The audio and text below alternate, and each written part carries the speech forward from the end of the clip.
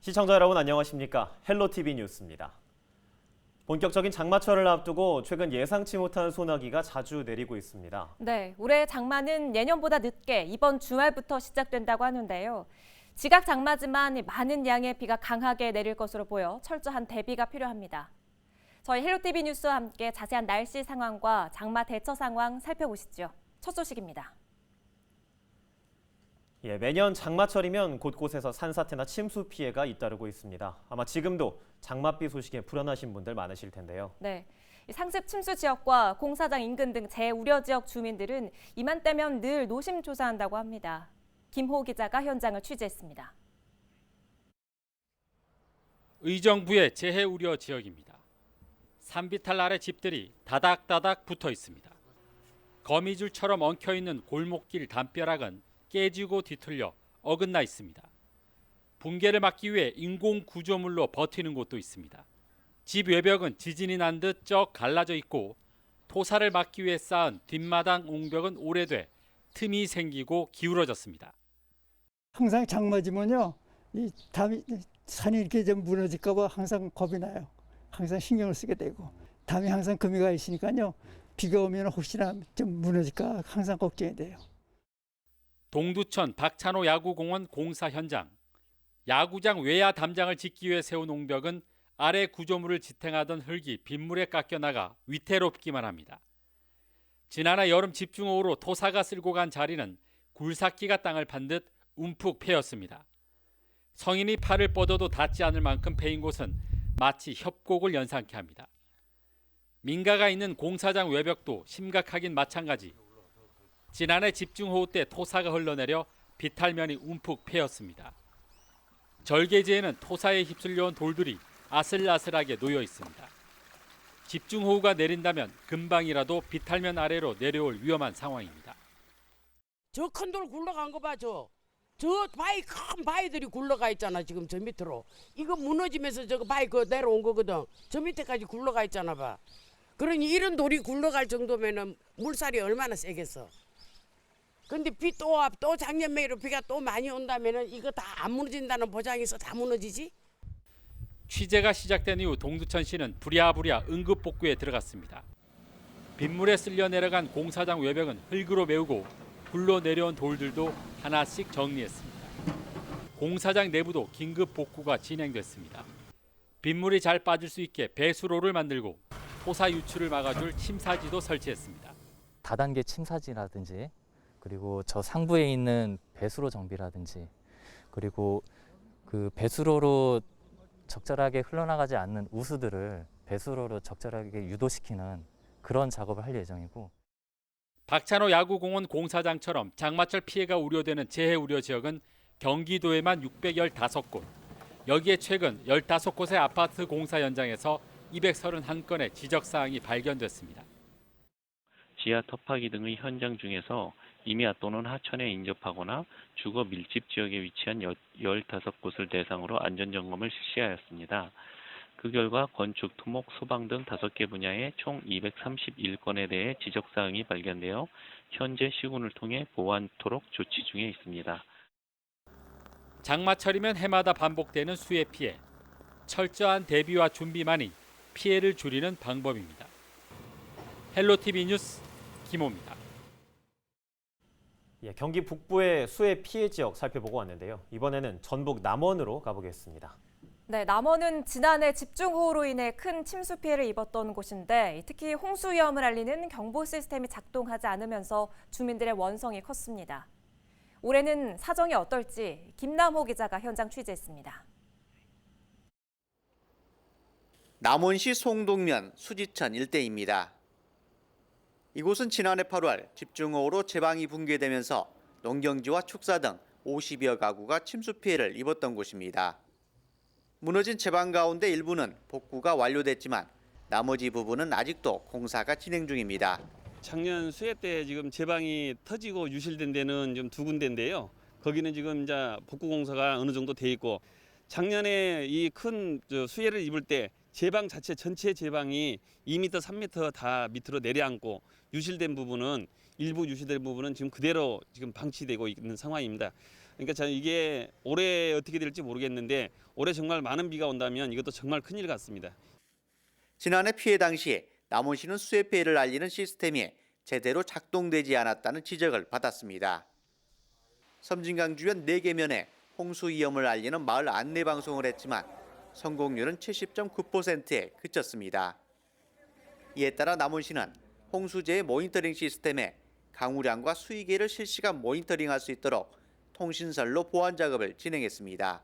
국가천 14개소에 대해서도 그동안에 수동식으로 운영되던 배수문을 자동화 원격 조작이 가능한 스마트 홍수관리 시스템을 구축해서 현재 마무리 중에 있습니다. 이번 호우에는 이러한 장비들을 활용을 해서 호우가 발생됐을 때는 선제적이고 신속하게 대응할 수 있도록 해 나가겠습니다. 지난해 집중호우로 발생한 공공시설 피해 건수는 남원 지역에서만 470여 건에 복구 비용은 1,500억 원을 넘었습니다. 수해로 인한 인명피해 우려 지역이 전북 지역에서만 330여 곳에 달하고 있어 피해 대비책이 요구되고 있습니다. 지난해 집중호우로 제방이 무너지면서 수천여 명의 이재민이 발생했습니다. 이 같은 참사가 되풀이되지 않기 위해서는 보다 세밀한 대비가 필요합니다. 헬로티비 뉴스 김나호입니다. 여름철만 되면 더위를 피해 산이나 계곡으로 놀러 가시는 분들 많으시죠. 이재 아나운서도 캠핑 좋아하신다고요? 네, 저도 주말에 가까운 계곡이나 산을 찾곤 하는데요. 특히 장마철을 앞두고 캠핑할 땐 각별한 주의가 필요하다고 합니다. 많은 비가 내리면 갑자기 계곡물이 불어나고 또 고립 위험도 있기 마련인데요. 주요 대처법을 장진철 기자가 알려드립니다. 거센 물살이 흐르는 물 위로 로프를 통해 사람들이 구조됩니다. 지난 2019년 8월 강원도의 한 계곡에서 집중호우로 고립됐던 야영객들입니다. 지난 2019년 강원도 강릉에서는 일가족 2명이 계곡 물살에 휩쓸려 목숨을 잃었습니다. 갑자기 많은 비가 쏟아져 불어난 물을 미처 피하지 못해 계곡을 건너다 난 사고입니다. 여름 휴가철 집중호우가 쏟아지면 이 같은 계곡 고립 사고도 끊이지 않고 있습니다. 특히 코로나19에 따른 거리 두기 등으로 캠핑 인구가 늘면서 사고 위험은 더욱 높아졌습니다. 평소에는 보시다시피 물도 깊지 않고 물살도 매우 약한 곳입니다. 하지만 비가 한 번에 많이 내리면 물이 순식간에 불어나고 물살도 매우 강해집니다. 이에 따라 미처 대피하지 못한 상태에서 호우가 쏟아지면 일단 산등성이와 같은 높은 곳으로 몸을 피해야 합니다. 계곡물은 수심이 얕아 보여도 물살이 거세고 미끄러워 무리하게 건너는 건 위험합니다. 미리 야영 장소를 안전한 곳으로 대피하시고 무리하게 계곡이나 하천을 건너려고 하지 마시고 특히 야영 중에 물이 갑자기 밀려들 때는 절대로 물건에 미련을 두지 마시고 신속히 대피하시고 물놀이 시설 등과 달리 안전 요원이 없어 계곡 바로 옆 야영은 가급적 피하는 것이 좋습니다. 또 휴가를 망치지 않기 위해 기상 정보를 수시로 확인하고 재난 상황이 발생하면 재난 문자 등 관리 당국의 지시를 반드시 따라야 합니다. 갑작스러운 계곡 수위 상승과 지반 침하로 인한 산사태 위험이 있으니 실시간 기상 정보를 반드시 확인하시고 국립공원 통제에 적극 협조해 주시기 바랍니다. 지난해 전국에서 불어난 계곡물에 고립됐다가 구조되는 등 고립 순환 사고는 지난 2019년보다 750여 건 늘어난 4,000건 가까이 발생했습니다. 헬로티비 뉴스 장진철입니다. 장마철이 걱정인 곳이 또 있습니다. 산 주변에 거주하시는 분들인데요. 예상치 못한 집중호우가 내리면 산사태나 급경사지의 붕괴 가능성이 높아지기 마련입니다. 네, 산림청에서는 일명 K-산사태 방지 대책을 내놓았는데 급경사지 붕괴를 예측하기 위한 실험도 이어지고 있습니다. 차선영 기자가 보도합니다. 2019년 우리나라는 7개 태풍의 직간접적인 영향을 받아 전국 곳곳에서 156헥타르 규모의 산사태가 발생했습니다. 지난해에는 역대 최장 장마로 무려 1,343헥타르에 달하는 산림 피해가 발생했고 9명이 인명피해를 입었습니다. 기후변화로 인해 특정 지역에 국지성 집중호우가 내리는 일이 잦고 산사태나 급경사지의 갑작스러운 붕괴 가능성도 커졌습니다. 국립재난안전연구원이 급경사지 붕괴에 대한 모의 실험을 진행했는데 아랫부분부터 서서히 토사가 쓸려 나가다 완전히 무너지는 모습을 확인할 수 있었습니다. 실제로 해마다 여름철이면 예상치 못한 산사태로 큰 피해가 발생하는 상황. 연구원은 붕괴 현상을 미리 감지하기 위해 토사 곳곳의 붕괴 과정의 정보를 확인할 수 있는 계측기를 심어 관련 연구를 진행 중입니다. 산림청에서도 산사태 예측의 첨단 기술을 접목하는 등 시스템 고도화에 주력하고 있습니다. 향후 산사태 위험 지도는 강우량을 반영함으로써 위험 등급의 변화를 알려주는 동적인 지도가 되도록 2022년까지 고도화 작업을 진행 중에 있습니다. 관건은 이런 연구 결과를 얼마나 신속하게 재난 현장에 반영하는가 하는 것입니다. 실험을 통해서 그 산사태 예측 모델을 개발을 하더라도 이게 금방 빠른 시간 내에 시스템이 나오고 그럴 것 같지는 않습니다. 지방자치단체가 좀 서로 앞장서서 그 자기 지역의 산사태 위험 지역을 인식을 하고 있는 상태이기 때문에 그 지역 주민들에 대한 어떤 충분한 교육이라든가 안내 문자라든가요. 이상 기후로 기상 예측이 어려워지면서 산사태 발생 위험성이 높아지고 있습니다. 자연 재난 예방을 위한 모두의 관심이 필요한 때입니다. 헬로티비 뉴스 차선영입니다. 이재 아나운서는 장마철이면 유독 하천 주변에서 좀 안 좋은 냄새가 난다거나 더러운 오폐수 쏟아진다 이런 이야기 들어보셨나요? 네, 들어본 적 있습니다. 집중호우가 이어지는 시기이면 각 지자체마다 오폐수 유출을 막기 위해 안간힘을 쏟고 있죠. 예, 매년 장마철이면 지자체별로 집중 단속 활동을 펼치고 있는데 긴장의 끈을 놓을 수 없다고 합니다. 권정숙 기자의 보도입니다. 폭우가 내리는 사이 한 시설에서 흘러나오는 원인을 알 수 없는 붉은 물. 인근 공장에 악취나는 물이 넘친 한 마을은 농지에서 20톤이 넘는 흙을 퍼냈습니다. 이런 오폐수 유출은 장마철에 빈번합니다. 실제 30% 넘는 지자체 축산 악취 민원은 7, 8월에 집중되고 위반 업체도 줄지 않고 있습니다. 환경오염으로 이어지다 보니 매년 장마철이 다가오면 지자체마다 집중 감시 활동이 펼쳐집니다. 미니 카메라와 CCTV, 수질 검사 시트까지 최신 검사 장비가 동원됩니다. 보이든 과실이든 누출되는 그런 부분들을 지금 이제 매일 이제 팀별로 지역을 나눠 가지고 이제 순찰을 하고 있고요. 이 비점 오염물이라든지 이런 부분들이 빗물에 많이 씻겨가 하천으로 들어오기 때문에 초기 강수 시에는 수질 상태가 상당히 좀 안 좋다고. 하지만 최근에 오폐수 유출은 폭우를 틈타버리는 무단방류보다 대부분 관리 부주의로 발생하고 있습니다. 시설이 노후되거나 유출 방지 설비를 제대로 갖추지 않은 채 외부에 축산 분뇨나 퇴비, 기계 등을 방치하면서 긴 장마와 집중호우에 휩쓸려 하천 유입이 많아진 것입니다. 감시 체계와 더불어 사업주의 인식 변화도 변화를 따라가야 하는 시점입니다. 일단은 저희가 홍보하거나 점검하거나 감시하거나 하는 거는 사실은 한계가 있습니다. 저희가 부탁드리고 싶은 거는 사업장을 운영하시는 분들이 그런 환경 의식에 대한 그런 걸 가지시고 자발적으로 미리 사전에 사고가 나지 않도록 점검하는 게 제일 중요하다고 생각을 합니다. 기후변화에 점점 폭우를 동반한 장마, 노후시설 개선 지원을 확대하고 무단방류 업체의 퇴출 등 처벌 강화에 대한 목소리도 높아지고 있습니다. 헬로티비 뉴스 권정숙입니다. 장마철이 되면 안전사고에 대한 우려가 높습니다. 예상치 못한 상황을 마주하게 되면 당황하게 되고 적절한 대처를 하지 못할 수도 있는데요. 네, 상황별 대응 요령을 전문가 통해 들어보죠. 초당대학교 소방행정학과 황운용 교수와 연결돼 있습니다. 교수님, 안녕하십니까?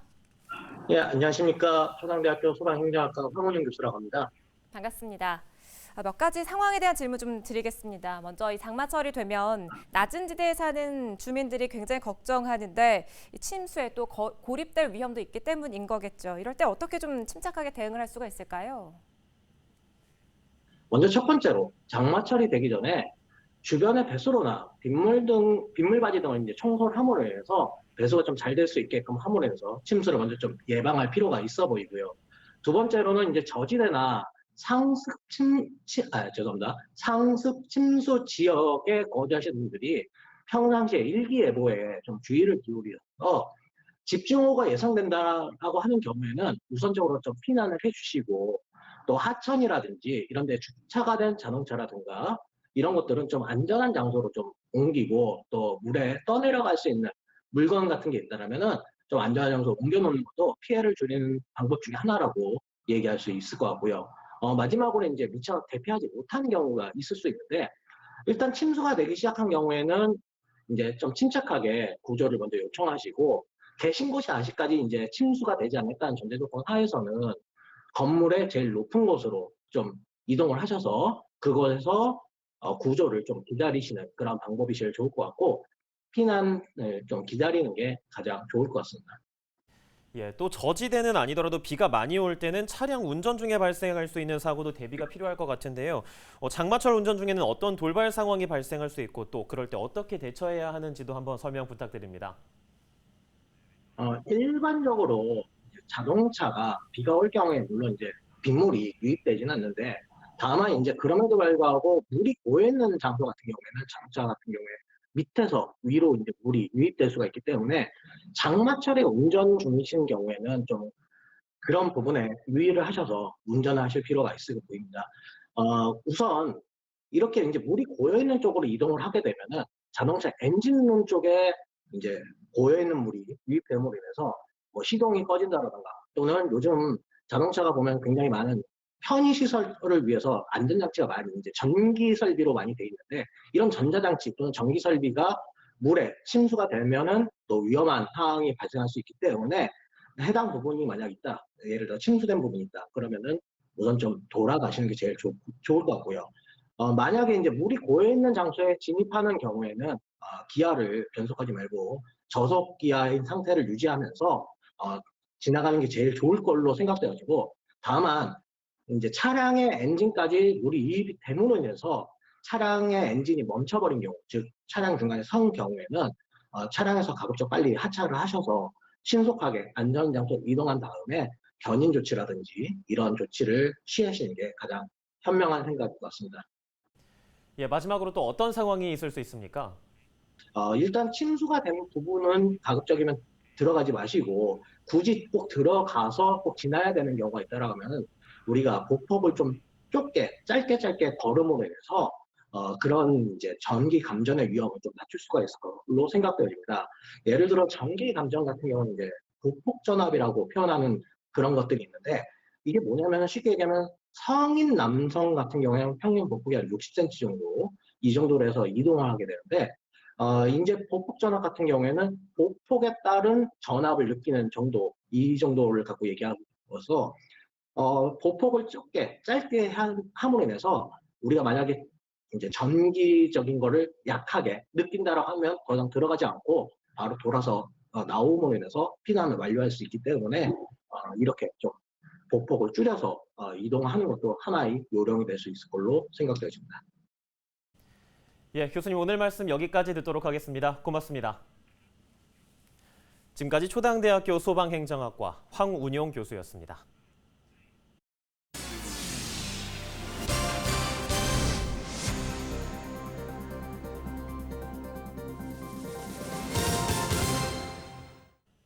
장마 전선이 점차 북상하면서 이번 주말 제주도를 시작으로 전국에 장맛비가 시작될 전망입니다. 광주지방기상청은 당초 2일로 예정된 장맛비가 3일 제주도를 시작으로 전국에 확산될 것으로 보고 시설물 파손에 각별한 주의를 당부했습니다. 장마가 시작되기 전까지는 전남의 일부 내륙 지역에 30도를 웃도는 무더위가 지속되고 대기가 불안정한 탓에 곳곳에 소나기가 내리는 곳도 있겠습니다. 이재 아나운서, 이번 주말부터 본격적인 장맛비가 시작된다고 하는데 사실 중부지방은 요즘 좁은 지역에 아주 세찬 비가 쏟아지는 국지성 호우가 좀 잦았잖아요. 네, 공식 용어는 아니지만 이런 집중호우를 게릴라성 집중호우라고도 하는데 예측도 어렵고 늘 갑작스럽게 쏟아지는 이 폭우에 대한민국이 동남아 날씨가 됐다는 웃지 못할 이야기도 들리더라고요. 예, 이런 이상기후들이 모두 지구온난화와 관련이 있다고 하는데요. 올여름 불필요한 전기 사용은 줄이고 재활용을 실천하는 친환경 습관 길러보면 어떨까요? 이상으로 뉴스를 모두 마칩니다. 시청해주신 여러분 고맙습니다. 빙글빙글 잘 도운다 어여쁜 아가씨, 끝도 없는 이 세상에 나비가 되라. 양복이 번쩍 잘나신 아저씨.